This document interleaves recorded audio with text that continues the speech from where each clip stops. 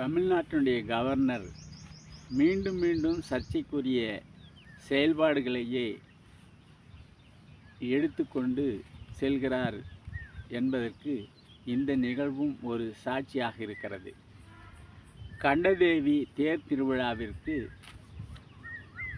திரு RN Ravi அவர்கள் கலந்து கொண்டு விழாவில் சிறப்பிக்க இருக்கிறார் என்றும், அந்த விழாவில் தமிழ்நாட்டு மக்களுக்கு எதிரான பண்பாட்டை அறிவித்திருக்கின்ற ஒரு புத்தகத்தையும் வெளியிடுவதாக அறிவிக்கப்பட்டிருக்கிறது. இந்த புத்தகத்தை வெளியிடக்கூடாது, தமிழ்நாட்டு மக்களின் பண்பாட்டிற்கு எதிராக திரித்து சொல்லப்பட்டிருக்கிறது, பொய்யான செய்திகள் சொல்லப்பட்டிருக்கிறது. ஆகவே இந்த புத்தகத்தை திரு RN ரவி கவர்னர் அவர்கள் வெளியிடக்கூடாது என்று சொல்லி அந்த கண்டதேவி மக்கள் அனைவரும் எதிர்த்து